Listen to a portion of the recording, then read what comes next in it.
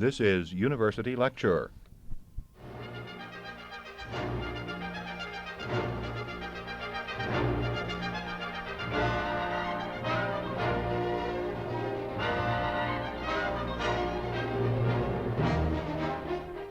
Welcome to another in a series of lectures given on the campus of Iowa State University in Ames. Today, Kenneth Kauthen, professor of theology at Colgate-Rochester Divinity School in Rochester, New York, speaks on the topic, "The Future is Not What It Used to Be."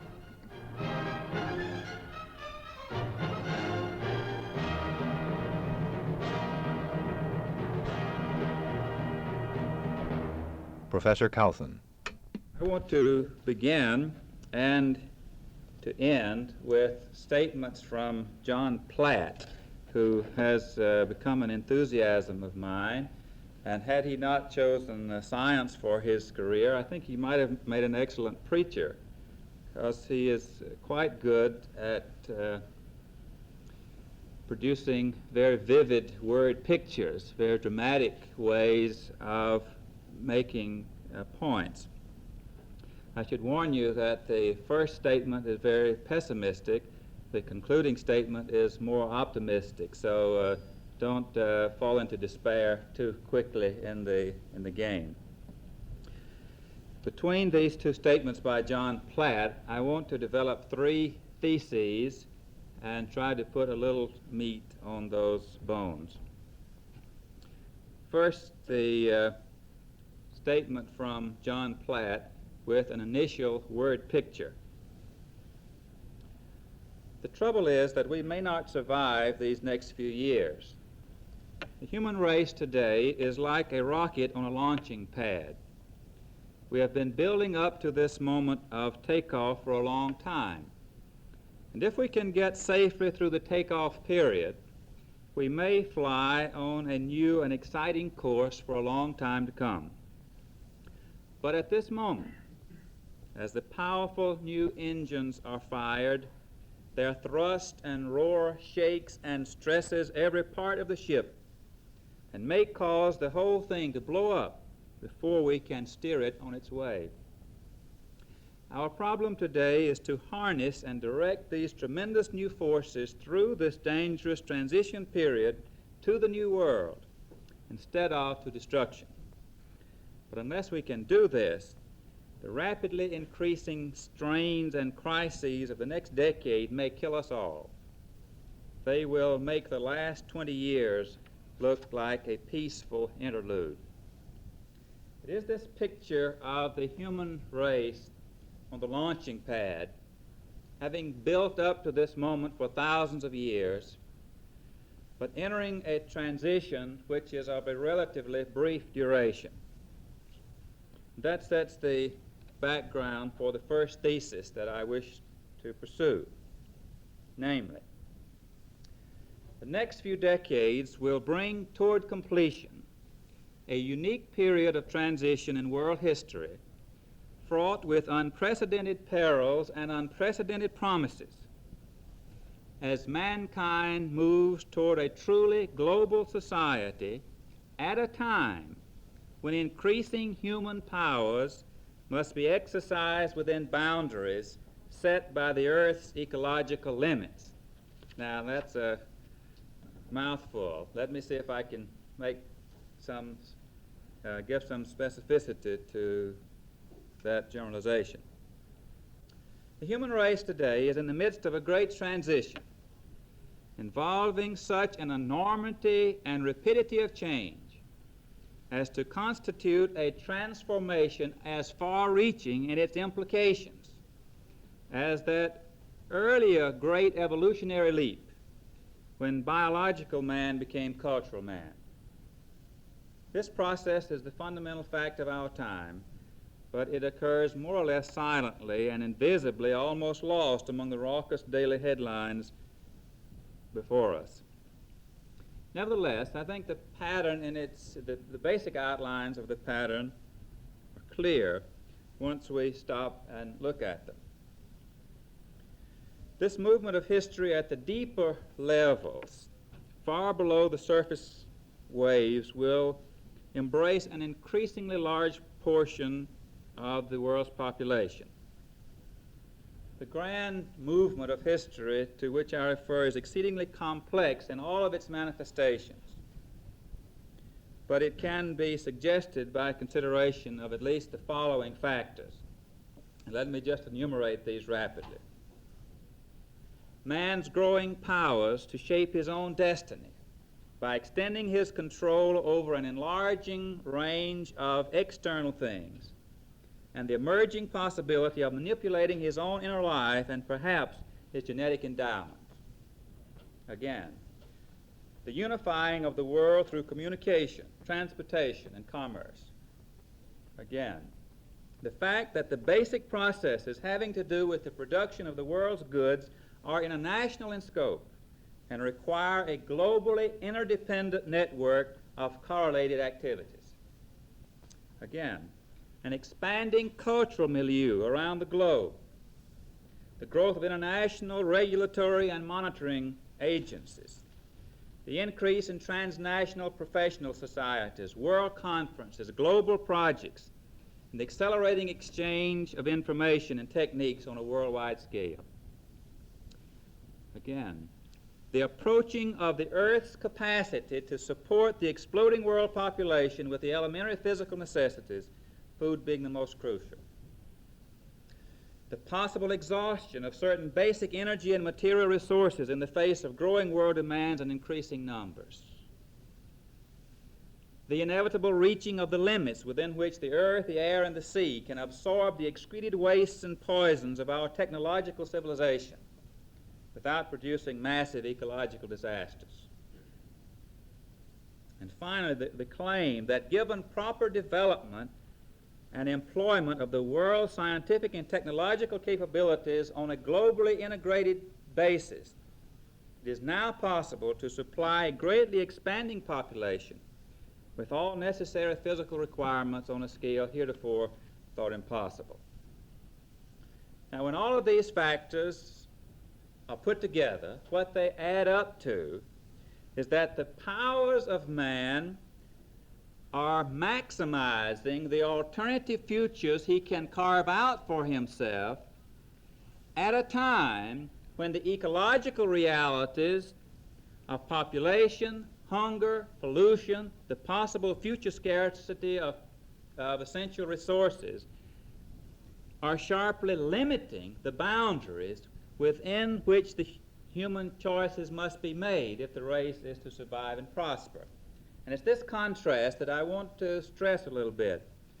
Maximizing possibilities.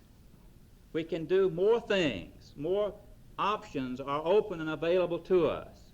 But at the same time, facing the constraint placed upon us by the approaching of what might be called the Earth's biological limits or the ecological constraints. Now, the convergence of these trends and processes, all generated or at least intensified by the cumulative expansion of scientific knowledge and technological prowess, is leading to a situation unprecedented in the whole of human history. As a result of the growth of man's understanding of natural phenomena and his power to utilize the material resources of the world to build the vast industrial societies of today, a world community, truly global in its scope and interdependence, is coming into being. The skeletal framework of the noosphere spoken of by Teilhard de Chardin has already begun to take form. An interlocking web of human activity and thought stretching around the whole skin of the earth is emerging. And if we are precise in our meaning, it is not only permissible but necessary to speak literally of the fact that we live more and more in one world. From now on, says Hudson Hoagland, the unit of survival is the human race. John McHale urges the necessity of our thinking in terms of a world man image. We must, he says, face up to a world that has been made into one interdependent community, less by political or ideological ideas than by scientific and technological facts. The obvious practical meaning of all this is that the fundamental problems we face today, nuclear war, population growth, pollution, the intolerable gap between the rich nations and the poor ones, the intelligent use of scarce world resources, and so on, these problems are global in scope and need to be approached from that perspective. Now, the world society is obviously a complex interlocking network of giant systems and innumerable subsystems that intersect, diverge, and conflict and merge in countless ways. And the world, obviously, is still characterized by an enormous range of differences in language, culture, economic patterns, religious practices, values, and so on and on. In addition, there is not simply divergence, but armed conflict. Deep hatred still rend the fabric of the world society, while the giant nuclear powers stand at each other's throats in a frantic and probably futile attempt to find security based on ever more effective means of killing people. And too, Bertrand Gross has reminded us that more nation states have come into being in the last 20 years, or since, yes, in the last 2 decades and all previous centuries. So I'm qualifying the generalization I started out with, but he adds that to concentrate on this diversity is to miss the central fact of our time, as he says, the painful birth pangs, unheralded, unanticipated, and to many people unseen, of a new world society of interdependent nations. The knitting together of the framework of the planetary society also means that certain processes of change that have been accelerating at a very rapid pace will themselves come to a kind of culmination, or at least reach a kind of plateau. John Platt, for example, reminds us, and these are his words, that we are not at the beginning of continually accelerating change, but we are in the middle of a unique transition crisis, like adolescence, as we make the jump from an undeveloped scientific and technological society to a fully developed one.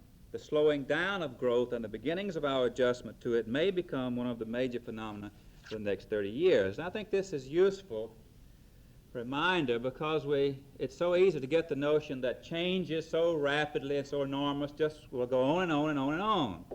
But he reminds us, along with others, that just as a baby doesn't grow forever, so there are certain processes of change that do in time level off, and he mentions a variety of these. He speaks of high energy accelerators used in modern physics, the speed and capacities of computers, the control of bacterial diseases, and so on. And others are fairly obvious. For example, once a satellite system makes it possible to transmit sound and pictures around the globe at the speed of light, then no further advance is possible until we overcome that handicap, namely the speed of light, except to expand or complete the network. Or the speed at which persons or things can be transported around the surface of the globe, for example. About 100 years ago, trains first achieved a rate of 60 to 70 miles an hour. Certain experimental planes have now traveled about 4,000 miles per hour, but we know the limits. At 100 miles an hour, vehicles with proper wings can leave the ground, but at 17,000 miles an hour, you leave the earth.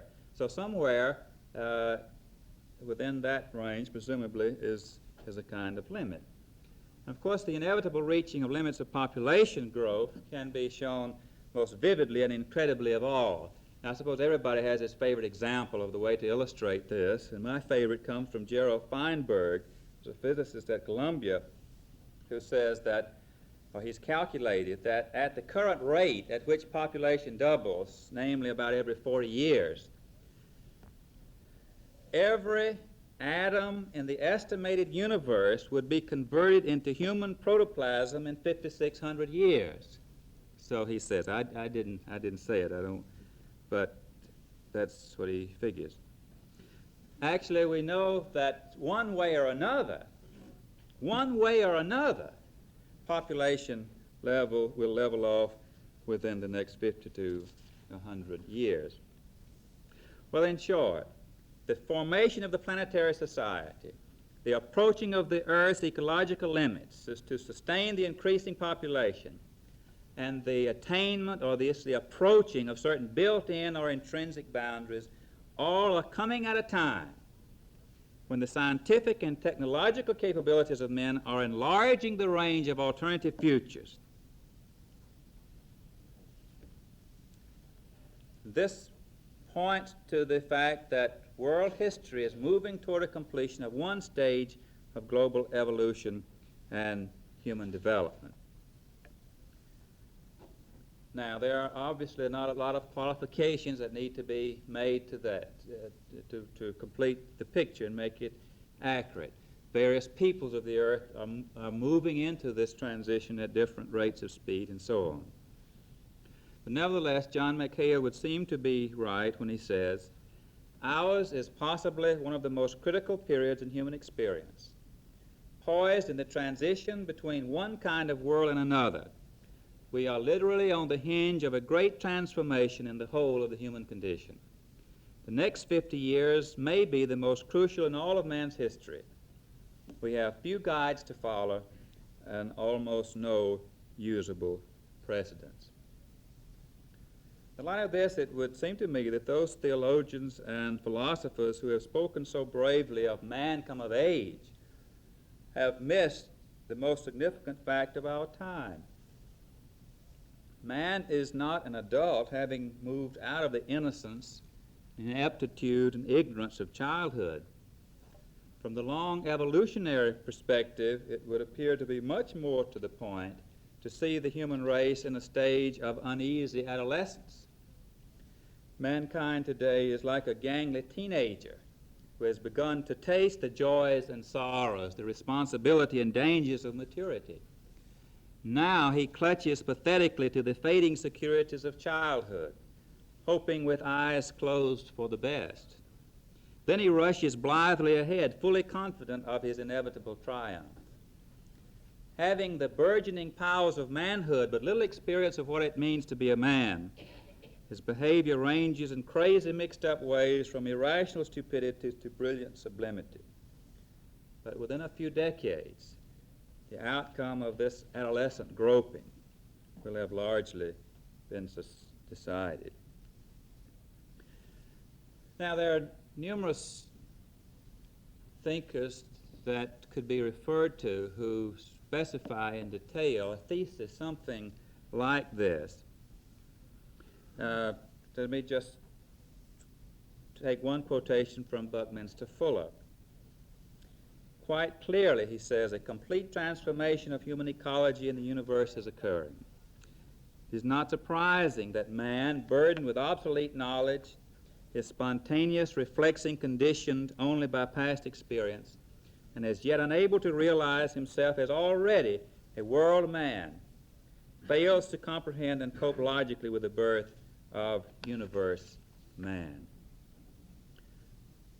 He points out that we stand in a paradoxical situation, confronted with the possibility of universal world plenty, so he argues, and at the same time the world is faced with annihilation through an atomic holocaust due to our being trapped with outmoded ideas, values, and political ideologies.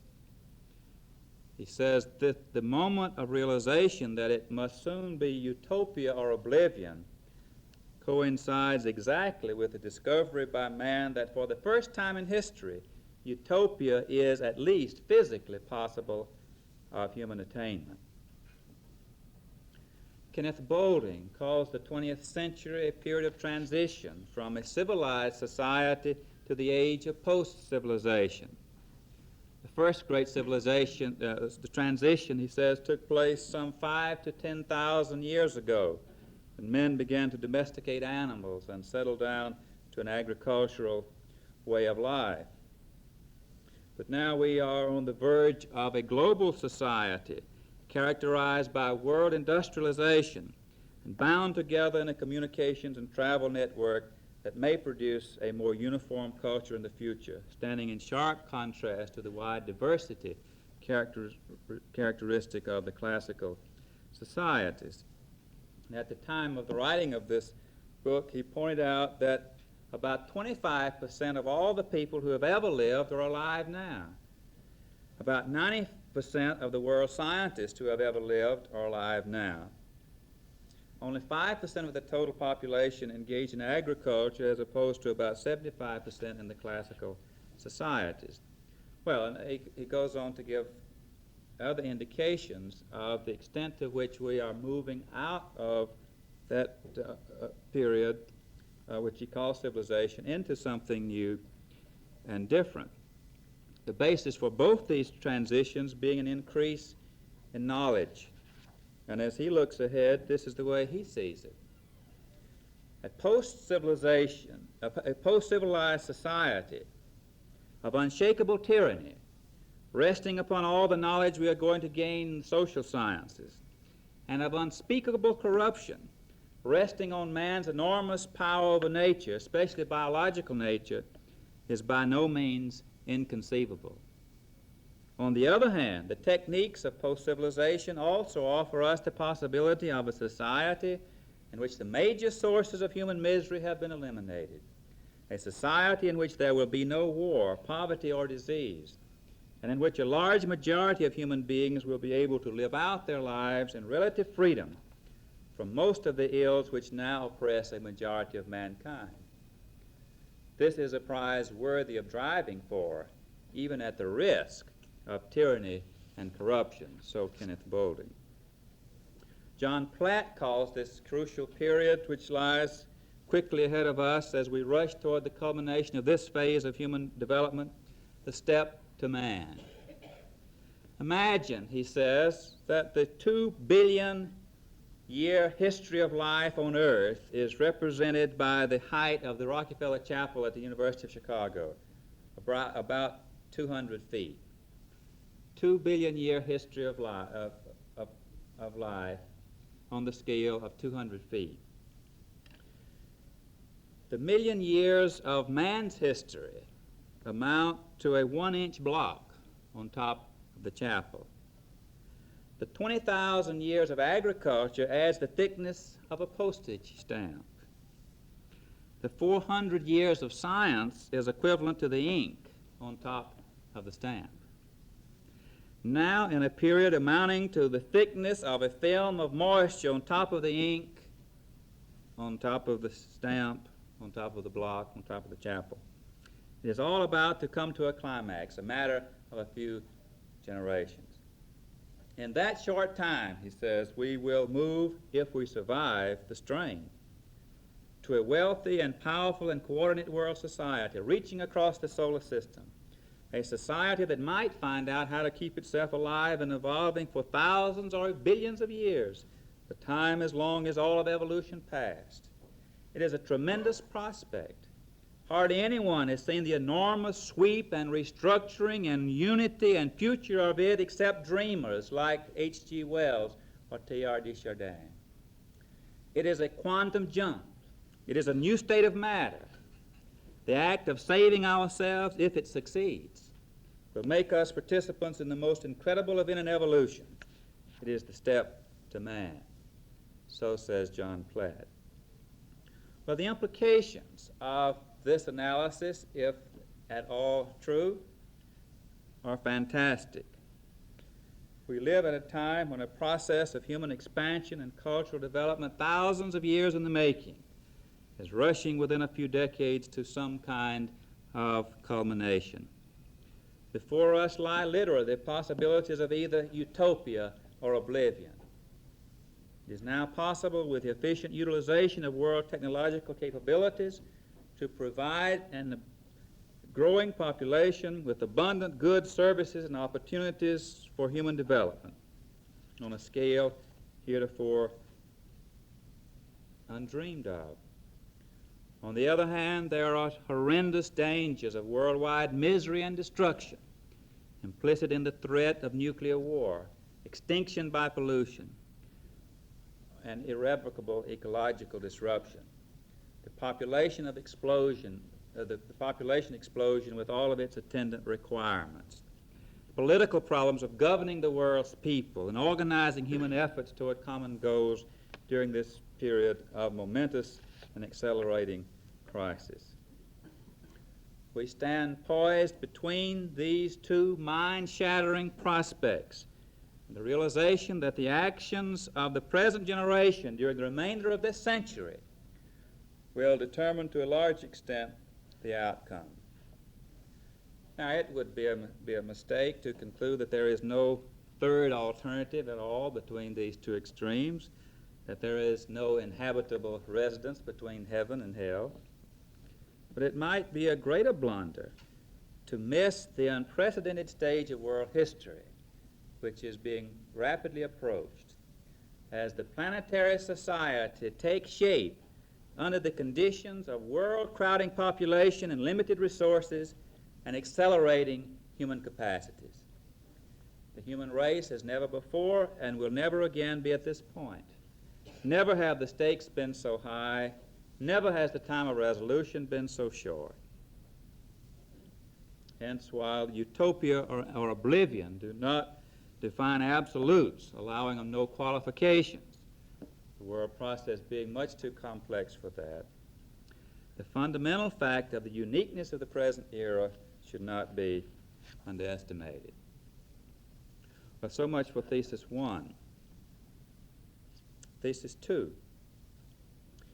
If we are to avoid the worst perils and realize the best promises of the future, some major world problems must be resolved, for which there are neither technological nor political solutions, apart from a fundamental transformation of ideas, attitudes, values, commitments, and goals.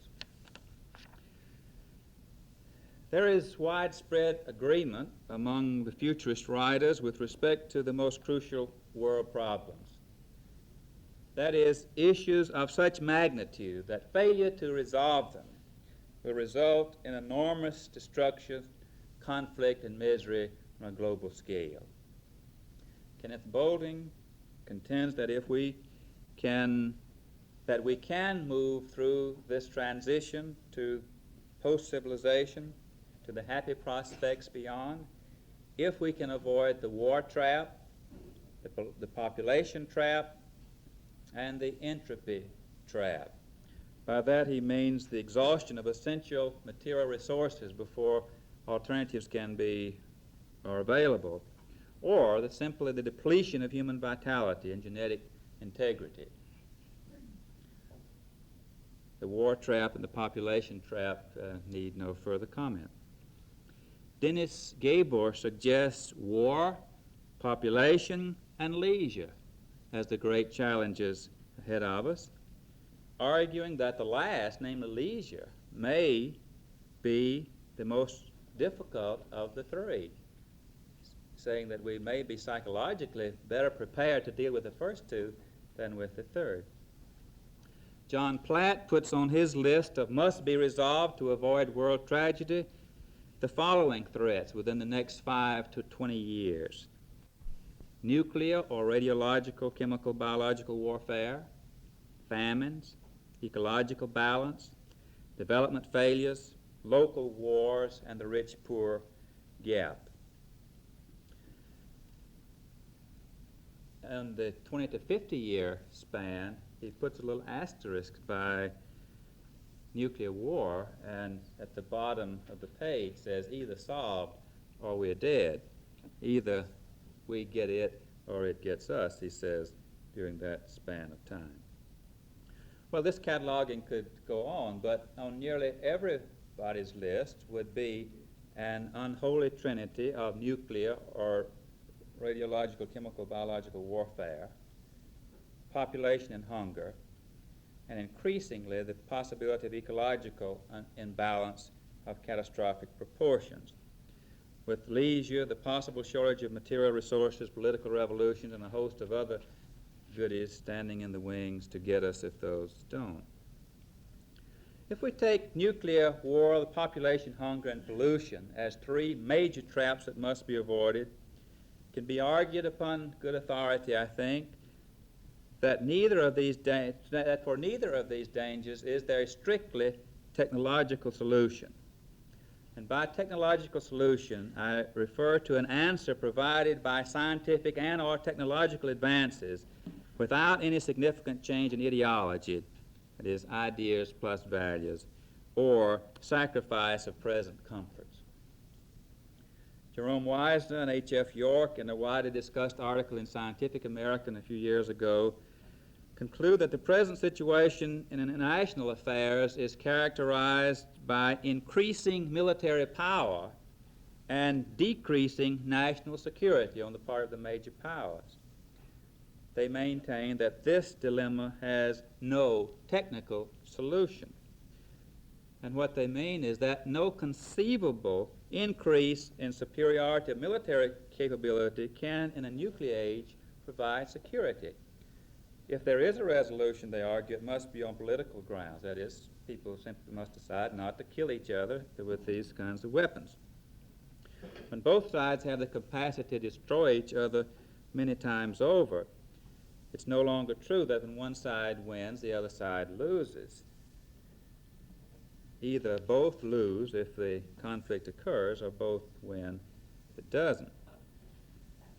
Garrett Hardin, also in a widely discussed article, has recently argued that population and pollution also are in the class of no technical solution problems. The hope, he says, that by farming the seas, increasing the yield of grains, or otherwise working miracle of production in food science and technology, we can, in a nick of time, prevent starvation without any of the affluent having to give up any of their comforts, is vain. The inescapable fact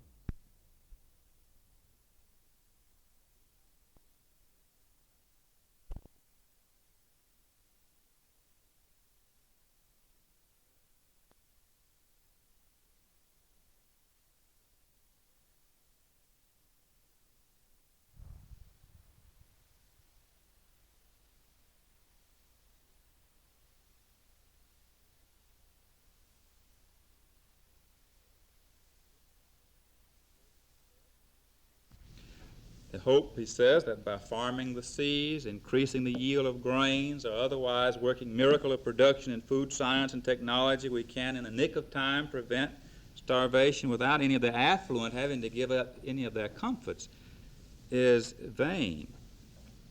The inescapable fact is that in a finite world, population cannot be maximized, but must rather be stabilized, and given the biological facts, leveled, in order to achieve a qualitatively good life for a reasonable number. How to do this, he says? Not by voluntary persuasion or by appeal to conscience, because of what he calls the logic implicit in the tragedy of the commons. He says, picture a grazing land, open to everybody. All is well until the carrying capacity of the pasture is reached. Then each herdman will confront the following problem. If he adds one more cow to the commons, he will benefit from that increase by the value of one cow, namely +1. Whereas the loss to the grazing land will be shared by all, a value of considerably less than -1.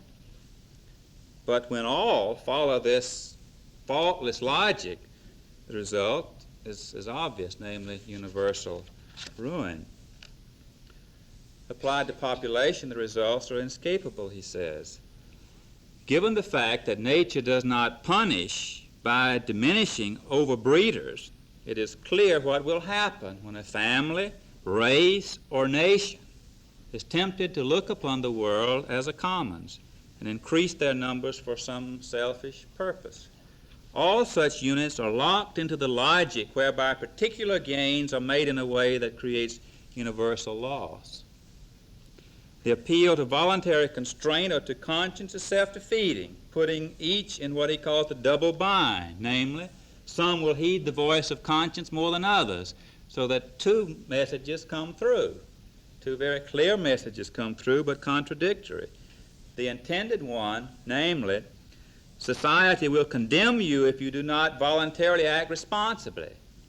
But the unintended, but nevertheless clear, society will condemn you for being foolish, that others will take advantage of your virtue and exploit the commons. The result is that you're damned if you do, damned if you don't. Pollution illustrates the tragedy of the commons in a reverse way. Polluters find it advantageous to discharge their waste into public lands, air, and water, since the cost of neutralizing these poisons are borne by him alone, while the damage to the commons is shared by all alike. What is the way out, he argues? Mutual coercion, mutually agreed upon. A political solution involving an extension of morality is the only way out. There is, he says, no technical solution which by itself can save us. But coercion has to be politically achieved and administered by the power of the state. Does politics offer any hope? If you followed this discussion in the journal Science, know that Beryl Crow takes up the issue where Hardin leaves it and comes to a dismal conclusion. Namely, while a body of experts within the natural sciences are of the opinion that there is no technical solution to such major world threats as war, population, and pollution, there's growing recognition among social scientists that no political solution is presently available for the same set of problems. Obvious difficulty is that there is no world government undergirded by a common set of life-fulfilling values and supported by the necessary force and administrative efficiency to save the world from atomic destruction, starvation, or environmental catastrophe. But even within our nation, Crow argues, there is neither an adequate common value system, a compelling monopoly of coercive force, nor the required administrative devices to save us from the exploitation of the commons. And about all that he has to offer is the fact that social scientists and natural sciences start talking to each other. Buckminster Fuller has his own version of the impotence of politics to solve the problems of today and tomorrow. He argues that the amount of available metal and materials for each world person has declined in the 20th century. Yet standards of living have been raised, so that he argues, given present technology, only 44% of the world's population can be provided for. Yet the current rate of efficiency is only 4%. A possibility of 20% efficiency is engineeringly feasible today, while it could go to 80% in the future, so he argues. The result is that no exclusively political act could today provide more than for 40% of the world's people. But a science design revolution could do the trick if we turn the engineers loose and let them go, they could save us by fostering world industrialization and so on. But meanwhile, he says, the governments of the world are still in bondage to the obsolete Malthusian, Darwinian, and Marxian notion that since there is limited amount of goods, some must do without. If I win, you lose. If I get it, you don't. And so we go about blindly preparing for the next inevitable conflict to make sure that we get it and they don't. Well, where does all of this leave us? It seems to me that the common feature to these very diverse approaches is that what all of them are saying is that there has to be in current jargon, a reordering of our priorities or a redirection of our attitudes and values as a prior condition, or at least as an associated condition of employing science and technology and political mechanisms.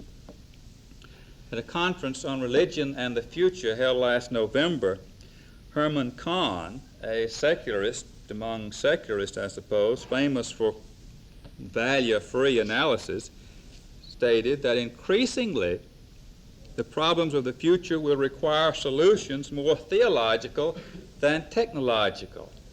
And I don't think Herman Kahn said that because he was speaking mainly to an audience of clergymen. He's not persuaded by much, except, as he called it there, as he went for about an hour overtime by his own conscience. The next day, Theodore Gordon of the Institute for the Future, an expert in technological forecasting, spoke of the crucial ethical dimensions in the emerging scientific and social developments.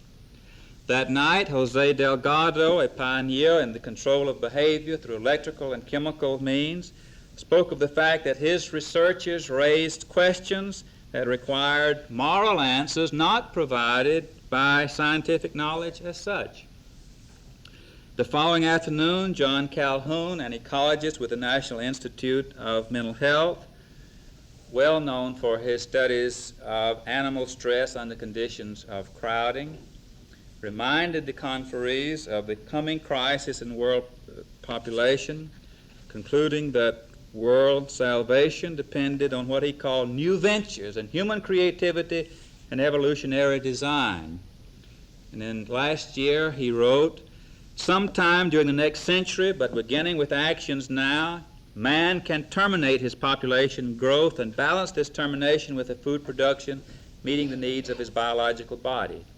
If we fail, Orwell's 1984 will be a paradise compared to reality." 15 years, the most critical years of decision in all human evolution, from thousands of years in the past to thousands of years in the future, are just these between now and 1984. We can smother the explosions of bomb and population only by igniting the bombs of creativity and value change. Now, I mentioned these men to point out the fact that these are not philosophers nor clergymen or the people who are supposed to be saying these things or you expect to be saying these things who are making analysis such as this. Could go on to talk about John McHale, who speaks of the fact that the hardware, that is the knowledge and physical capability for dealing with many of our problems, is already available. It's the software, he says, the social wisdom that by which we apply our knowledge that is lacking. So he urges the most important priority is the invention and adoption of new ways of thinking, new forms of social organization, new visions of a humanly desirable future. Future-oriented human imagination must create ways of thinking and acting that are appropriate to the realities of the emerging planetary society. Without them, we perish. And John Platt makes a passionate plea for immediate, large-scale emergency mobilization, the best scientific and talent available to work at these crucial problems, stressing again the role of not only the natural sciences but the social sciences. While Platt puts his faith in the resourcefulness of the sciences to solve human problems, he highlights the importance of the value question, at least implicitly, by his insistence on the necessity of reordering our priorities by which we invest our talents. He said we've had science for most everything else, and now we must have science for human survival. Kenneth Boulding talks about the necessity, along with McHale, of new social wisdom. And he puts his trust in what he calls the invisible college. The invisible college, he says, is made up of members all around the world, representing many religions, races, philosophies, cultures, economic ideologies, and so on. But what the members of the invisible college have in common is a vision of the nature of the transition we are passing through, who are determined to devote their lives to contributing toward its successful fulfillment. And he calls his own book, The Meaning of the 20th Century, a tract for the times, and identifies himself as an unashamed propagandist in behalf of the unseen but real community of those who appreciate the perils and promises of the future, who align themselves with the creative forces that can help us out. He says, our precious little planet, the blue-green cradle of life with its rosy mantle, is in one of its most critical stages, perhaps the most critical stage of its whole existence. It is in a position of immense danger and immense potentiality. There are no doubt many experiments in evolution going on in different parts of this big universe, but this happens to be my planet, and I am very much attached to it, and I am desperately anxious that this particular experiment should be a success. Well, this catalog could go on, but what I'm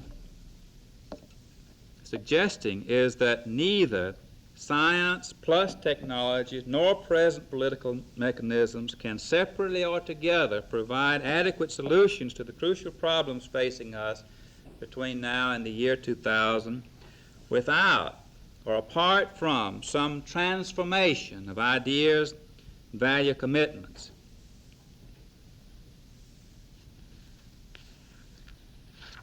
There are many ways that social change takes place, I think, and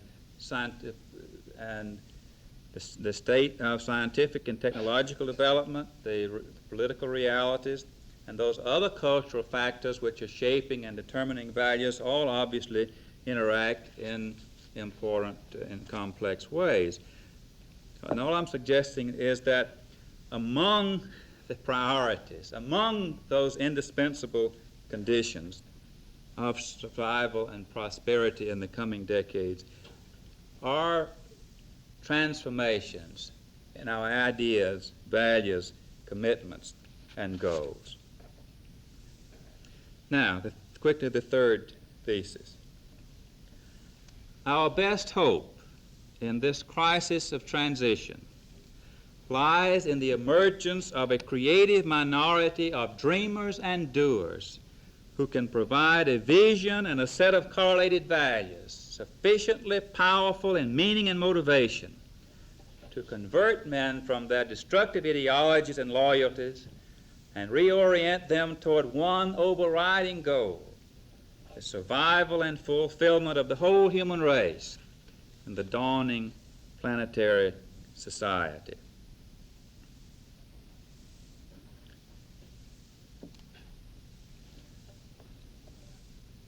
Are ideas important, or can they affect change? Are they impotent? Can such a vision, along with its accompanying values, provide meaning and motivation sufficiently powerful? Strong encouragement to believe that a positive answer to this question comes from a massive study produced by Dutch sociologist Frederik Pollack, published in 2 enormous volumes under the title The Image of the Future. After studying a series of Western societies from ancient Greece through the history of Israel, the Middle Ages, and the Renaissance and into the 20th century, Pollack concludes that the most important single factor involved in the generation of change is the image of the future held by a given group. And he states this thesis in strong, confident, uncompromising terms. Here's what he says. Positive images of the future are regarded as the primary causal factor, although not always exclusively dominant one, but the primary causal factor in cultural change. Or again, the central thread of his work, he says, is a twofold thesis. Positive images of the future conceived in each present time are co-determining for the future of that time. Conversely, the projected future is already exercising its influence on the present through these images, and by continuous interaction, it is also affecting the construction of revised images of the future. He identifies himself explicitly with the position of historical idealism, arguing that it is precisely the spiritual nature of the values widely held in a society that gives them their power. It is not the material factors of economic production, military might, technological development, but the underlying ideas, ideals, goals, and norms which are strongly held by large groups of people in the population that determine the course of history. Moreover, he says every spiritual or intellectual movement has just as much historical driving power as is contained in its vision of the future. The future of a culture can be measured by the power of its images about the future. Only a society which believes strongly in the future has a future. And then he concludes that for the first time in the 3,000-year history of Western civilization, the process by which images of the future have been revised, renewed, and constantly created has come to an end. Never before has there been such an obvious, massive loss of the will to generate, substitute, and renovate such visions. Science and technology, which were once seen as powers for the good, are now seen as, at best, ambiguous, and at worst, the means of our final universal ruin. Liberalism and Marxism, which both saw natural law as carrying history upward to a new and glorious age, have been challenged by the social dynamics of Spengler, Nietzsche, Toynbee, and Sorokin, who, despite their differences, all agree, rejecting the notion of continuous evolutionary progress. In philosophy, the pessimism of Schopenhauer and the nihilism of Nietzsche have triumphed in a dominating existentialism, which sees life as a meaningless absurdity, a succession of moments of decision in which there arises no hope to provide expectation of a better tomorrow. In politics, he says, nationalism and ideological conflict reign, so that one who ventures to dream of a universal humanity is suspected of being a traitor to his native land. The scenarios of the future that are most typical of the literature of our time, I'm sure we'd all name the same too. Orwell's 1984 and Huxley's Brave New World. Both outlining horrifying prospects as the destiny of technological civilization. The theological, eschatological vision which expected God to bring in that radically other and better world has been reduced to a myth. Utopian thinking, which expected the new age as the outcome of human effort, has come to be regarded as an illusion. It is not simply that God has died, although he has for millions of people in the modern world. Positive images of the future have also died.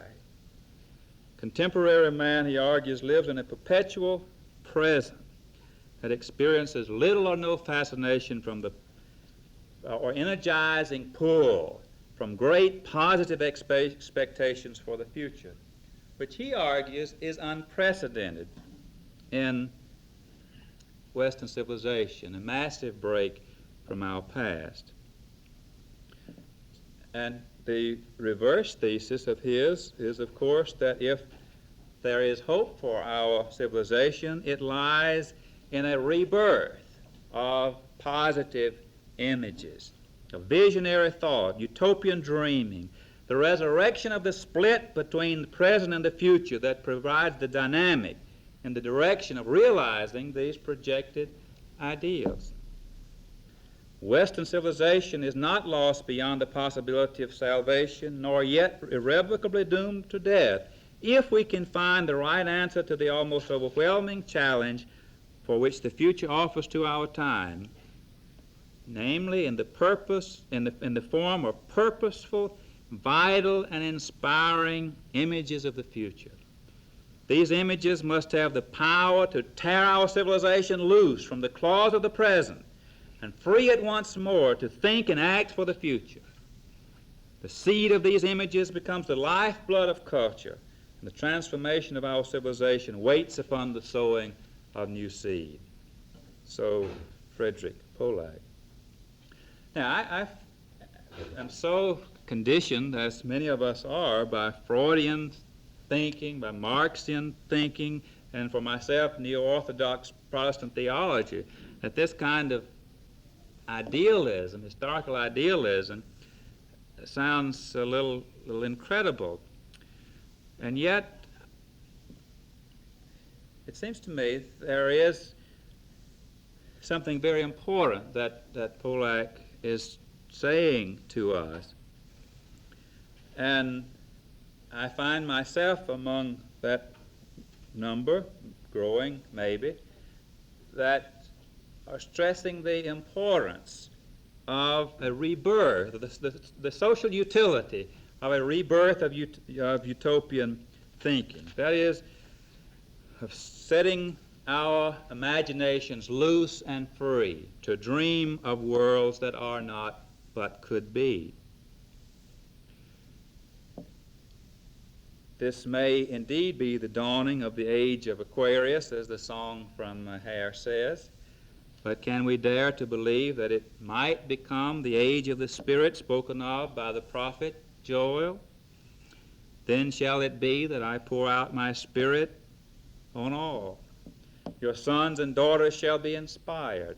Your old men shall dream dreams, and your young men shall see visions. Now, utopian visions need to be rooted in the earth of present actualities, but must extend to the heaven of future possibility, so that this ultimate horizon of projected ideals becomes a powerful lure, generating hopeful action which begins to make dreams come true. Put in theological language, which is congenial to me, the concept of the kingdom of God needs to be translated into contemporary terms which preserves the tension between historical potentiality, namely, thy kingdom come on earth, the tension between that and transcendent ultimate perfection, namely, as it is in heaven. Without the former, that is, without really taking root and being grounded in what is historically possible, they are unrealistic. Mere dreams with no attachment to reality. But without the latter, namely this note of ultimacy and perfection, these ideals do not stand out sufficiently beyond the ambiguities of the present, either to serve as a judgment on what is now real or to serve as a lure beyond present actuality to new possibilities. So I'm arguing that what is called for at the moment is a vision of a good future for the whole human race, framed in ideals and ideals commensurate with the highest possibilities of the dawning planetary society, now forming as the culmination of historical processes thousands of years in the making. This image must include the notion of humanity living in symbiotic harmony with the natural environment and organized technologically and politically in such a way as to provide equal access to the means of human fulfillment to all of the earth's people. While goals need to have the dimension of utopian perfection, specifics need to be worked out by many from alternative perspectives in terms of all the necessary details, ranging from estimates of the optimum world population to lifestyles and fashions of dress. The human imagination needs to be set free among all ages, all races, all classes, to dream dreams of things that never have been but which could be. Dreams so real that they stir up passionate commitment that strives for their embodiment at some real time and place. Today, mankind faces a future filled with threats of massive misery and destruction, from atomic holocaust, ecological disaster, hunger and crowding from overpopulation, conflict growing out of the exploding anger of peoples long oppressed, and so on. But there is also the promise of a unified planetary society living in harmony with nature, using the natural resources of the earth for the benefit of all the earth's living creatures, and opening up prospects of human adventure never before possible. If we are to avoid the threat and attain the promises inherent in this culminating phase of world history, the requirement is a massive transformation of ideas, attitudes, commitments, and goals on the part of human beings around the globe. The world needs a vision and a set of values commensurate with the perils and promises of the planetary society.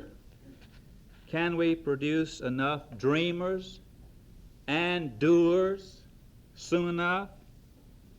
Utopia or oblivion? That is the question.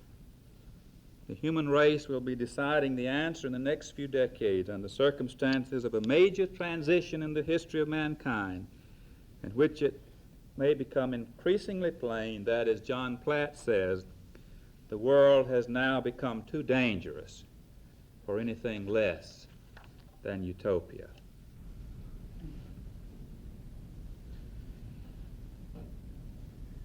Now the final statement from Platt.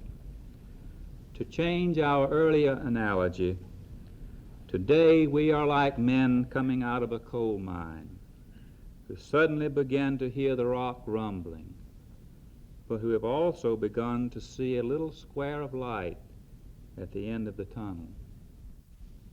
Against this background, I am an optimist, and that I want to insist that there is a square of light and that it is worth trying to get to. You have been listening to another in a series of lectures given on the campus of Iowa State University in Ames. Today, The Future is Not What It Used to Be, a talk by Kenneth Kauthen, professor of theology at Colgate Rochester Divinity School, Rochester, New York. University Lecture is a presentation of Iowa State University Radio.